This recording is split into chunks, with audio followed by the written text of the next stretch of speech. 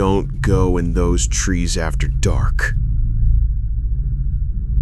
It was one of those things you grew up hearing from everyone when you were a kid, at least in this town. Stuff you slowly figured out wasn't actually real, but was just there to protect you or keep you in line when you were too young and defenseless.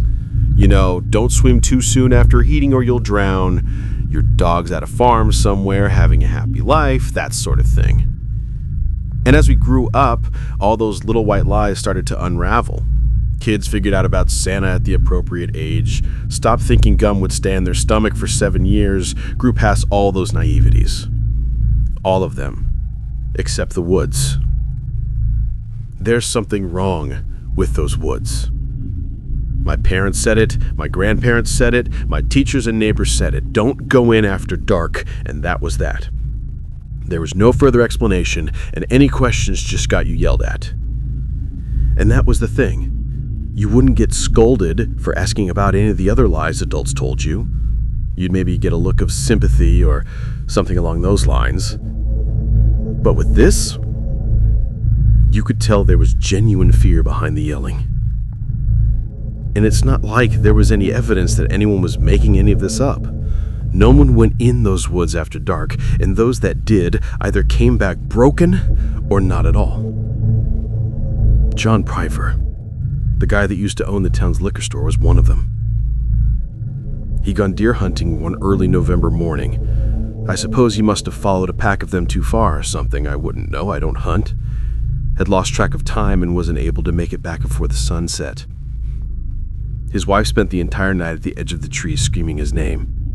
The sheriff had to tie her to a tree right outside my bedroom window to keep her from running in there after him.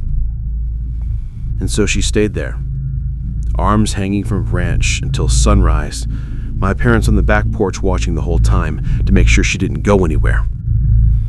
I stayed in my room the whole time like I was told, but that didn't stop her sobs from coming through the window.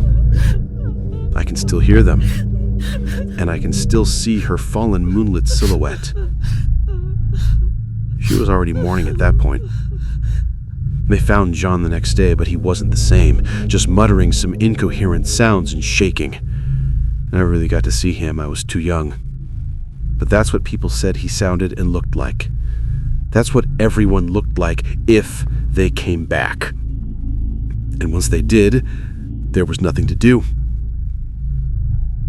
They wouldn't eat, wouldn't drink water, wouldn't talk, wouldn't move, like the last of their energy was spent stumbling out of the woods, and that was that. Nothing left. The one person I saw like that was Doreen. She and her twin sister Becca decided the whole thing was bullshit back when we were high school sophomores. They went in at night despite all our warnings, despite everyone's warnings. I don't know if that makes Doreen brave or stupid. I don't know if it even matters. Well, Doreen came back, but Becca did not. We tried asking her, but again, she just stood there and then fell to the floor, foaming at the mouth and murmuring something no one could understand over and over again. I remember her eyes, bloodshot and baggy, like she hadn't slept in 3 days, wide and darting all over the place, the only real amount of movement she made after coming back. And Becca was never really found.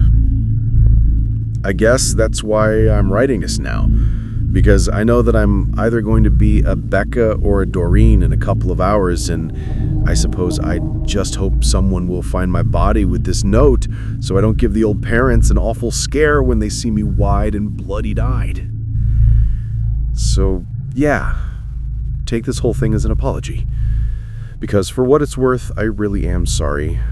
Maybe this is dramatic, I don't know.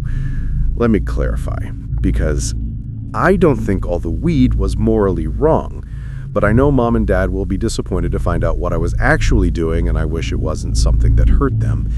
I guess it was midnight, or maybe later, when my friend Fred and I jumped out the back window and ran straight into the woods. We weren't high or anything, just not thinking straight, not realizing we were making a pretty solid mistake coming in here. I'll admit it took a bit for us to figure out what we'd done, not the law breaking. the running in the woods. By the time we realized where we had actually run to, when all the initial adrenaline spikes had come down and we actually looked around and saw nothing but trees and darkness and nothing else, we did our best not to panic. I mean, we'd both heard all the stories and knew what had happened to every single person that had done what we'd done.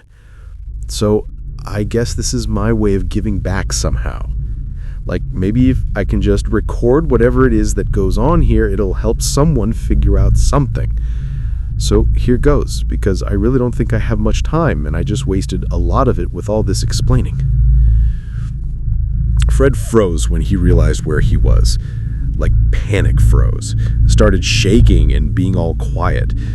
I didn't know what to do. I tried shaking him and moving him and yelling at him, but nothing worked. I even slapped him a few times. He was just terrified. So I eventually just told him to stay put and that I had tried to retrace our steps a bit to see if we could actually get out of here. There was this little path sort of thing that seemed to go back towards the town, or at least the direction I thought the town was in, so I followed that for a bit, and I left Fred by a big 7-foot-tall, egg-looking boulder. I must have walked for about 10 minutes, rounding the side of a steep-ass hill. I could hear a river off to my left.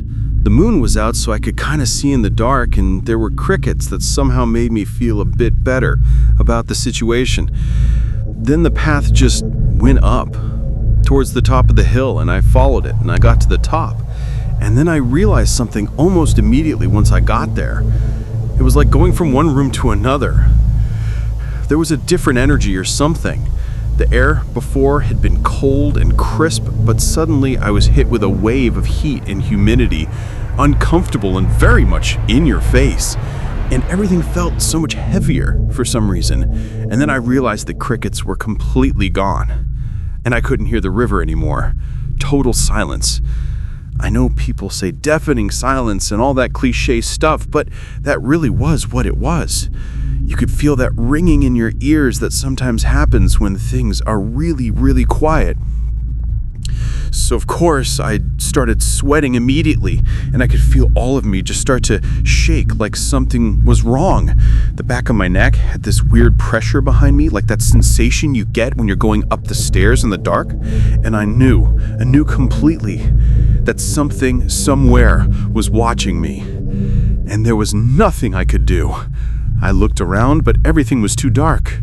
I thought maybe I saw a couple of dots of light up in the trees, a pair of eyes or something. I didn't stick around to figure it out, just turned around and ran back towards Fred as fast as I fucking could. Fred wasn't where I left him, like he'd just disappeared. So I started yelling out for him, just screaming his name at the top of my lungs. I figured it didn't matter if whatever was out there heard me. It was probably watching me anyway. And for about a minute, there was no response, until finally I heard Fred off in the distance. So I ran towards the voice for a bit and then stopped and yelled out his name again to see if I was closer. Fred yelled back again, and this time I was closer for sure. But that's where let me realize the problem. Fred wasn't Fred. His voice sounded wrong somehow, like different, just slightly off, kind of like when someone uses too much auto-tune but not an electronic sound. I don't know how to describe it, but fuck, it was awful. Like a very subtle and more guttural nails on chalkboard sort of sound. The chills I felt when I heard it nearly made me fall to the floor. And it was calling my name. How the hell did it know my name? It was slightly off in its pronunciation, like when a parrot is really good at talking. I ran in the opposite direction the second I realized what was going on, and I could still hear it out there, calling my name every few seconds or so, sounding more and more desperate, like afraid, making it sound like if Fred were afraid, like trying to trick me into going toward it. I've run as far as I can and hidden as best I know how in the hope that someone would find me. I've been marking trees with the sign people in town would recognize, but I feel the thing is still following me, and I can sense that it's getting nearer and nearer.